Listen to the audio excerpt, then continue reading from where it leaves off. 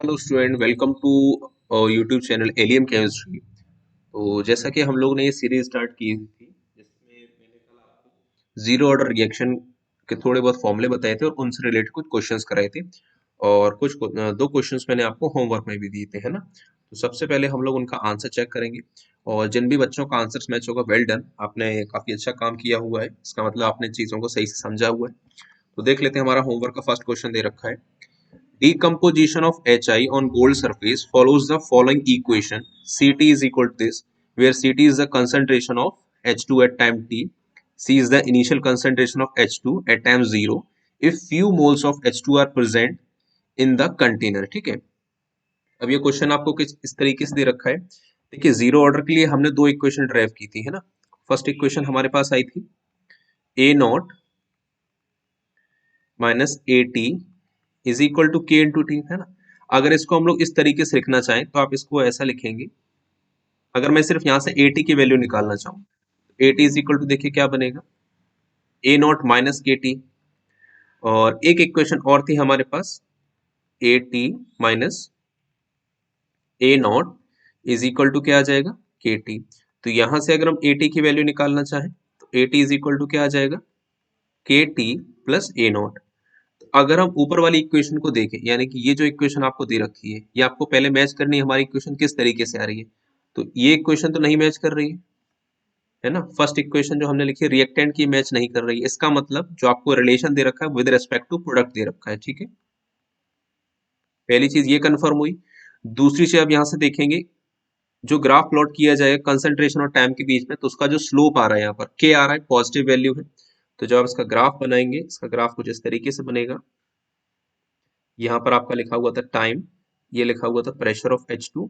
और एक ग्राफ आपको इस तरीके से दे रखा था, है ना, क्योंकि इसका स्लोप भी पॉजिटिव है, ऊपर डायरेक्शन में है।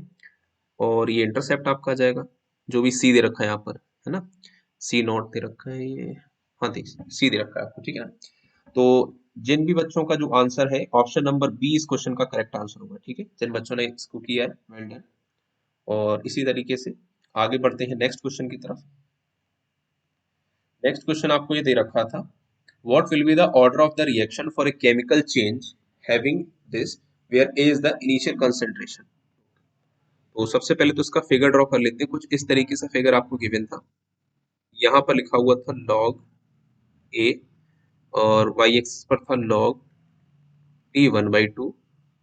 और ये इस तरीके से एक लाइन ड्रॉ की गई थी, एक लाइन ये दी गई थी, ये 45। तो देखिए, हम लोगों ने एक रिलेशन पढ़ा हुआ है जीरो ऑर्डर रिएक्शन के लिए, T half is equal to क्या होता है हमारे पास, A/2k। इसको आप ऐसा भी लिख सकते हैं, log of T half is equal to log A minus log 2k। अब क्वेश्चन में आपको दे रखा है कि जो 2k की वैल्यू है, ये हमें क्या दे रखी है, ये लेस देन 1 है।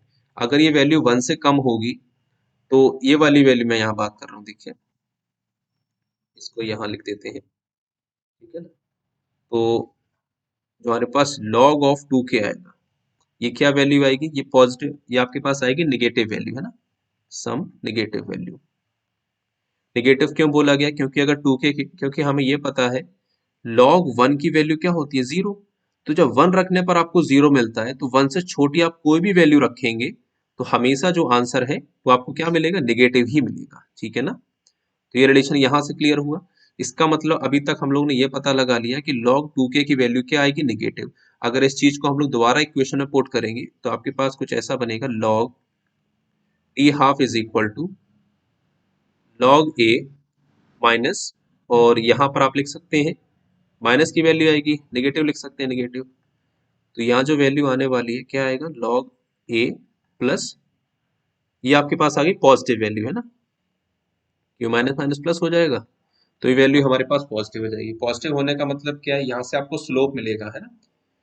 तो जो स्लोप है हमारे पास, स्लोप क्या आना चाहिए, देखिए पॉजिटिव स्लोप आपका आएगा ना, स्लोप आपका आ जाएगा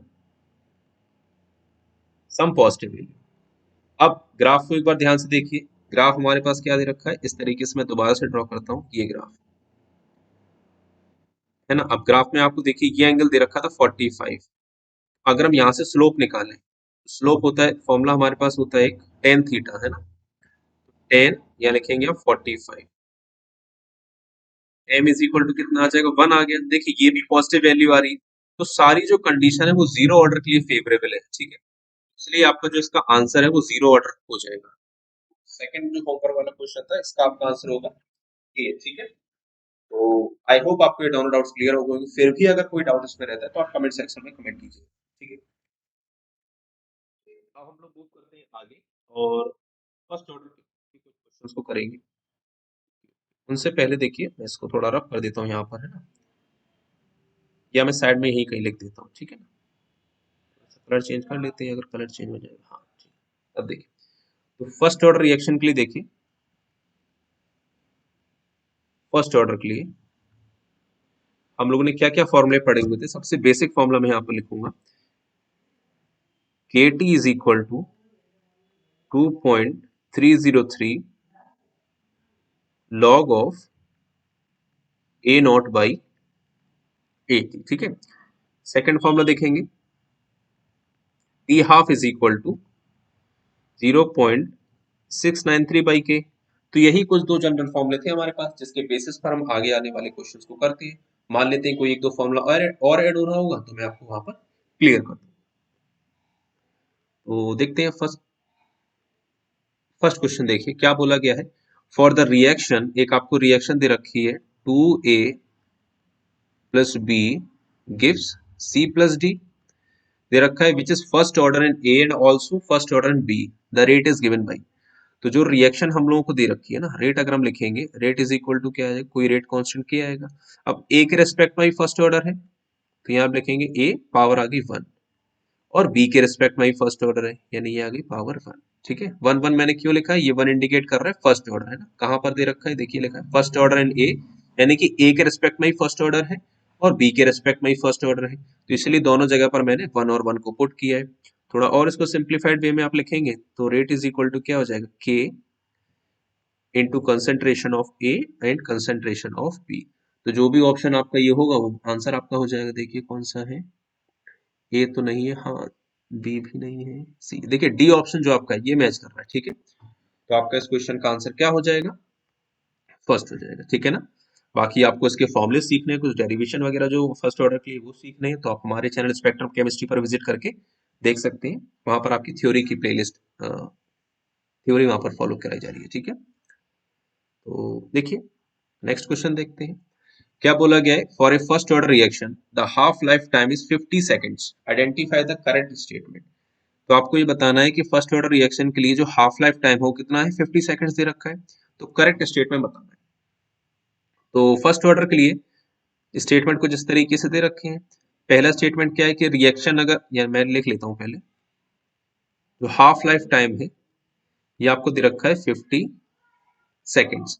बोला गया है the reaction is completed in 100 seconds, यानी कि कंप्लीशन टाइम आपको दे रखा है, फर्स्ट की मैं बात कर रहा हूँ, टी कंप्लीशन कितना है 100 सेकेंड्स, ठीक है। तो और नेक्स्ट आपको दे रखा है द रिएक्शन बिगिंस विद, देखिए हाफ लाइफ टाइम का मतलब क्या होता है, मैंने आपको पहले ही बताया जीरो ऑर्डर रिएक्शन में, कि वो टाइम जिसमें इनिशियल कंसंट्रेशन जो है वो हाफ रह जाए, ठीक है।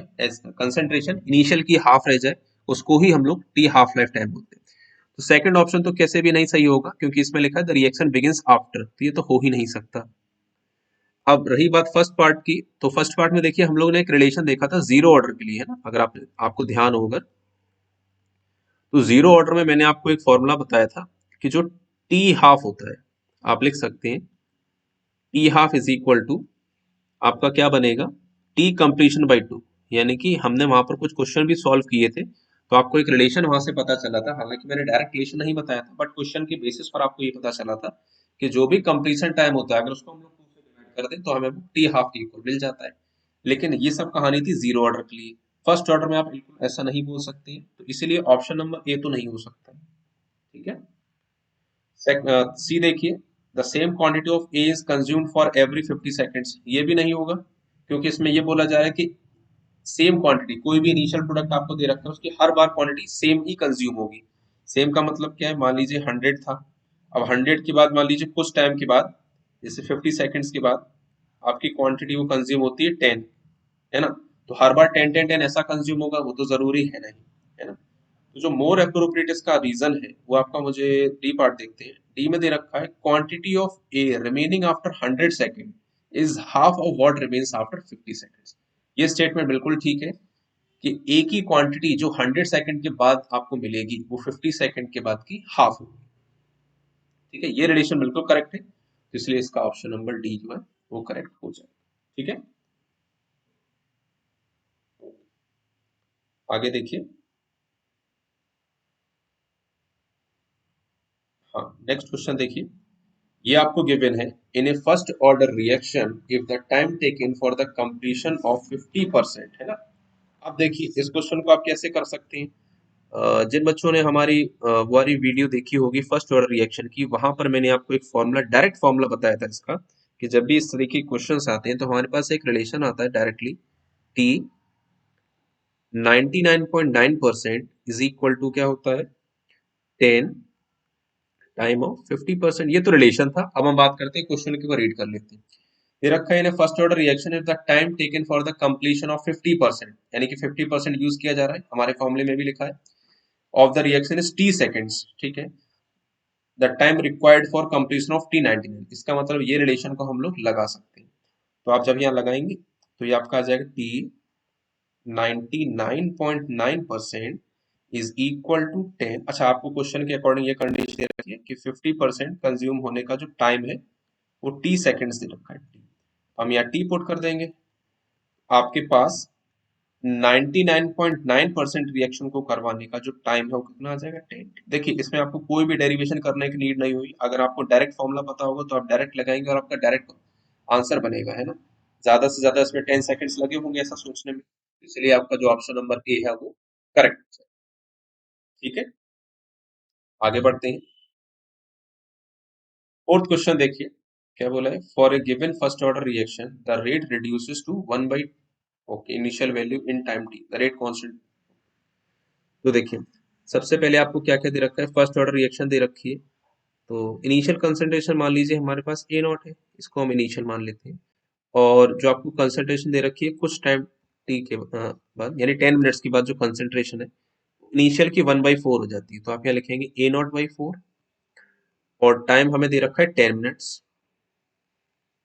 ठीक है, तो जब आप यहाँ फॉर्मूला अप्लाई करेंगे, हमारे पास फॉर्मूला होता है K into T is equal to 2.303 log of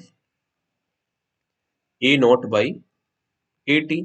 सभी वैल्यूज को पुट कर लीजिए, के टाइम आ जाएगा 10, इधर लिखा है आपके पास 2.303 log of A not upon 4। देखिए ए नॉट से ए नॉट कैंसिल हो गया, तो आपके पास क्या आ जाएगा, के इज इक्वल टू 2.303 अपॉन 10, और ये आ जाएगा लॉग 4।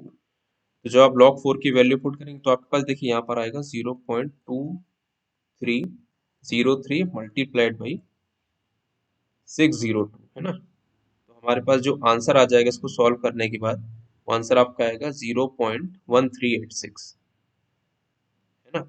और देखिए, और ये यूनिट आने वाली क्या है, फर्स्ट ऑर्डर रिएक्शन है, तो फर्स्ट ऑर्डर रिएक्शन के लिए यूनिट क्या आएगी, पर मिनट आ जाएगी। ठीक है, तो देखिए अब आप इसको यूनिट के बेसिस पर भी कर सकते थे। मैंने कैसे यूनिट को देखा, एक बार मैं फिर से क्लियर कर देता हूँ। पिछली वीडियो में हम लोग ने ये सीखा था कि रेट कांस्टेंट की जो यूनिट होती है हम लोग ऐसे लिखते हैं, मोल पर लीटर, पावर क्या है 1 माइनस एन, और पर सेकेंड। फर्स्ट ऑर्डर रिएक्शन के लिए एन की वैल्यू आप 1 पुट करेंगे, तो जैसे ही आप एन की वैल्यू 1 पुट करेंगे ये आ जाएगा मोल पर लीटर 1 - 1, ये पर सेकेंड। तो ये तो वैल्यू खत्म हो गई पूरी, सिर्फ क्या बचा, पर सेकेंड। पर सेकेंड का मतलब आप ये भी लिख सकते हैं कि जो भी आपको टाइम दे रखा है उसका इनवर्स हो जाएगा। ठीक है, पर टाइम लिख सकते हैं। तो सिर्फ इसके बेसिस पर ही, यानी कि रेट कांस्टेंट की यूनिट के बेसिस पर ही आप कुछ ऑप्शंस को एलिमिनेट कर सकते थे। कौन कौन से ऑप्शन एलिमिनेट हो जाते, देखिए डी ऑप्शन नहीं हो सकता था, सी नहीं हो सकता था, बचे आपके दो, ए और बी। अब इनमें से आपने कैलकुलेट किया तो आपको कौन सा आंसर मिला, ए। इसलिए हमारा जो फाइनल आंसर होगा, फाइनल आंसर कौन सा होगा, ए आपका फाइनल आंसर हो जाएगा। ठीक है, आई होप आपको ये क्वेश्चन समझ में आए होंगे। काफी सिंपल क्वेश्चन है, डायरेक्ट फॉर्मूले बेस्ड क्वेश्चन है ना। आगे बढ़ते हैं। फिफ्थ क्वेश्चन भी बहुत सिंपल दे रखा है, क्या बोला है, unit of rate constant of zero in the first order reaction. कुछ नहीं करना है, जो अभी आपने फॉर्मूला पढ़ा है बस उसको लिखिए, क्या था फॉर्मूला हमारे पास, मोल पर लीटर, पावर है 1 - n पर सेकेंड, है ना। तो जैसे ही हम जीरो ऑर्डर रिएक्शन के लिए n की वैल्यू जीरो पुट करेंगे तो k इज इक्वल टू क्या मिलेगा आपको, पर लीटर 1 - 0, यानी कि कैलकुलेशन करने के बाद जो रेट है हमारे पास, रेट कांस्टेंट की जो यूनिट है क्या आ जाएगी, मोल पर लीटर पर सेकंड। अब देखिए जीरो ऑर्डर रिएक्शन के लिए ऐसा कहां पर शो हो रहा है, एक तो ए ऑप्शन में ऐसा है ना, और दूसरा सी में है, यानी कि बी तो कैसे भी नहीं आंसर इसका हो सकता है, क्योंकि जीरो ऑर्डर के लिए तो पर सेकंड यूनिट होती नहीं है। आगे देखते हैं, यानी कि एक रिलेशन तो हम लोग ने ये निकाला। नेक्स्ट देखिए, अब अगर हम यहाँ पर एन की वैल्यू 1 पुट कर दें, जैसा कि हम लोग ने पीछे किया था पिछले क्वेश्चंस में, ठीक वैसे ही आपको करना है। अगर हम एन की वैल्यू यहाँ 1 पुट करेंगे तो पहले वाला जो पूरा ब्रैकेट है कैंसिल हो जाएगा, सिर्फ आपके पास ये बचेगा पर सेकंड। पर सेकंड देखिए कौन से ऑप्शन में, फर्स्ट में तो है नहीं, तो फर्स्ट तो हो ही नहीं सकती चॉइस, सी में आपका है, तो इसलिए आपका जो ऑप्शन नंबर सी है वो इसका करेक्ट आंसर हो जाएगा, है ना। तो आई होप आपको ये जो वीडियो सॉल्यूशन प्रोवाइड की जा रही है काफी अच्छी लग रही होगी, आपको थोड़ा इंटरेस्ट भी डेवलप हो रहा होगा इसमें पढ़ने में। तो कोई भी आपका इम्प्रूवमेंट अगर रहता है तो आप जरूर कमेंट करके बताइए, है ना? बाकी हम लोग आगे चलते हैं। अच्छा हाँ, ये देखिए क्वेश्चन क्या है, ये first order reaction is 75% completed in 100 minutes, how long will it take for its 87.5 completion, ठीक है। बहुत सिंपल आपसे क्वेश्चन पूछा गया, फर्स्ट ऑर्डर रिएक्शन है, 75 कंप्लीट होने में कितना टाइम लगता है, 100 मिनट्स, यानी कि अगर मैं यहाँ लिखूं तो आपको दे रखा है टी 75% इज इक्वल टू दे रखा है 100 मिनट्स, ठीक है। और आपसे पूछा गया है what is the time taken for 87.5%, इसको कितना टाइम लगेगा। अब देखिए ये भी मैंने आपको अपनी वीडियो में बता रखा है कि इसका भी एक डायरेक्ट रिलेशन होता है। क्या है वो रिलेशन, आप लिखेंगे टी 87.5% इज इक्वल टू 3,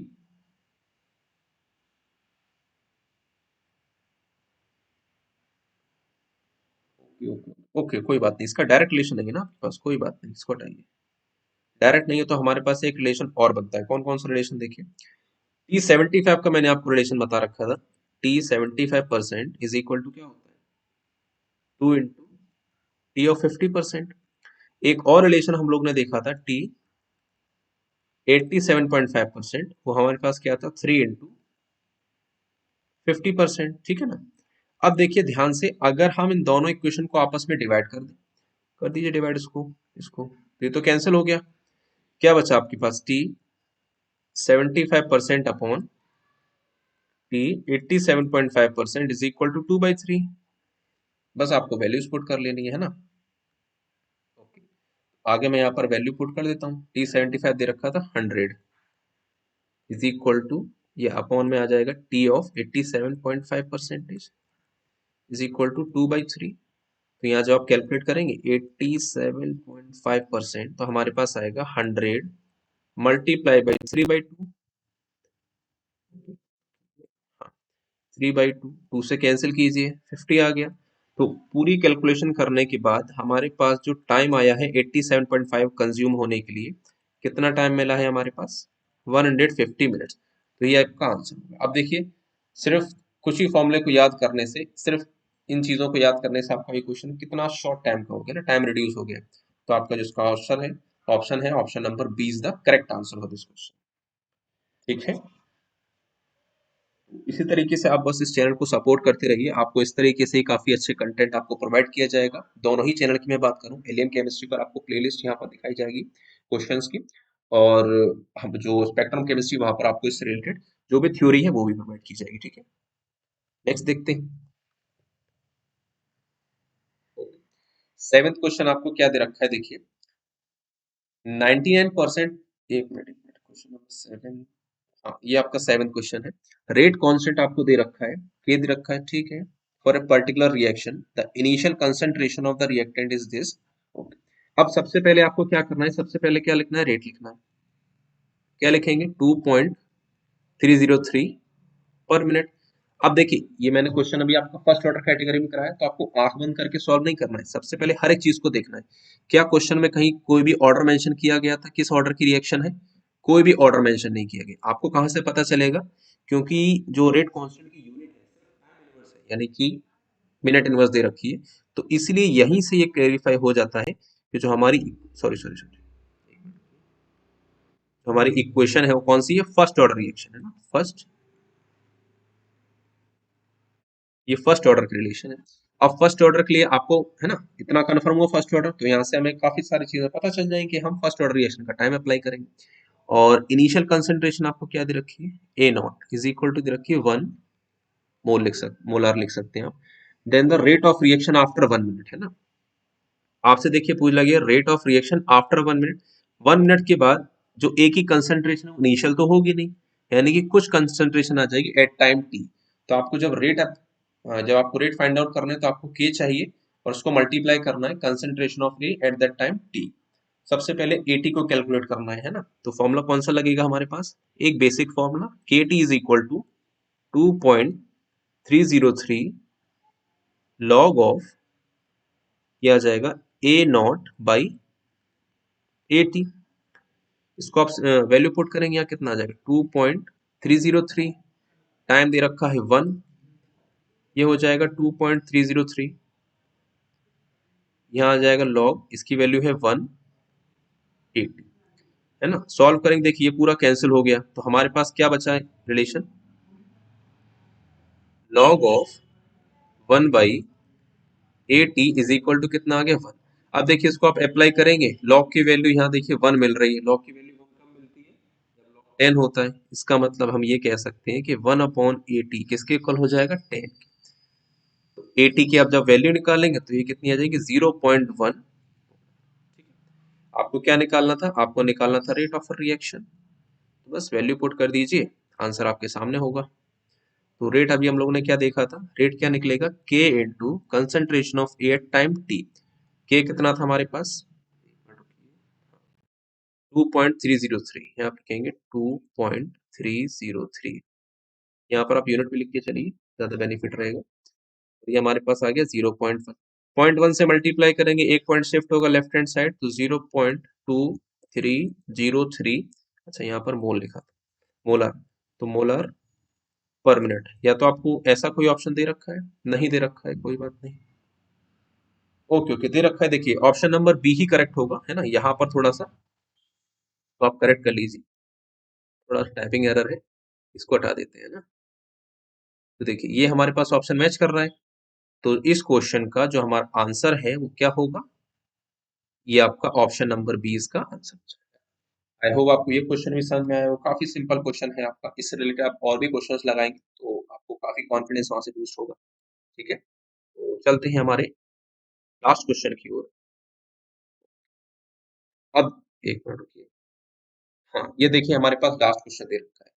अब इस क्वेश्चन में गिवन है T 99% of a first order reaction was completed in 32 minutes when 99.9% of the reaction will complete, है ना।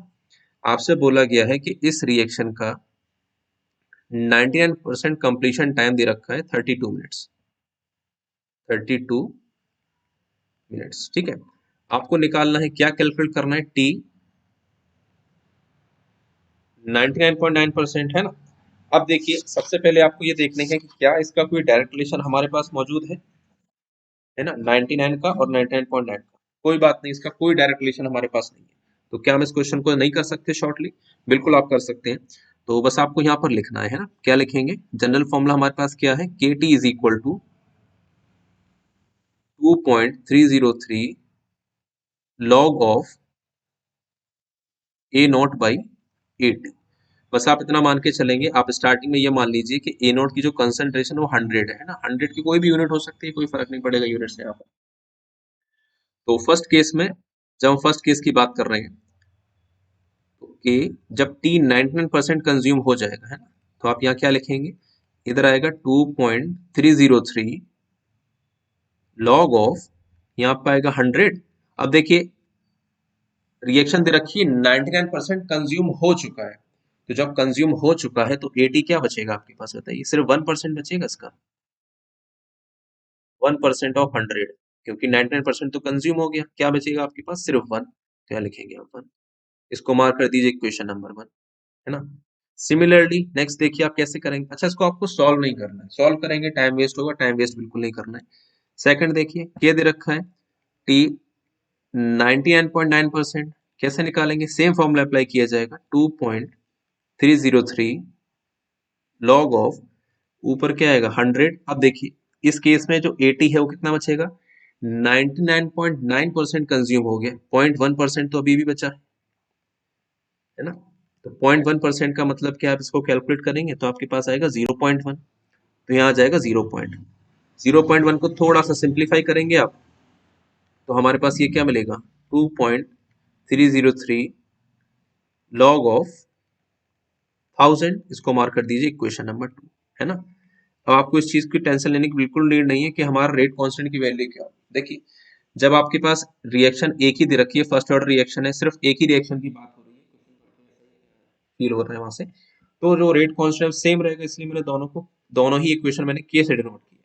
अब हम क्या करेंगे, दोनों इक्वेशन को आपस में डिवाइड कर देंगे, आंसर सिंपल हो जाएगा। ठीक है, तो मैं एक काम करता हूँ, नेक्स्ट स्लाइड पर चलते हैं और फिर इसको डिवाइड करके देख लेते हैं ना।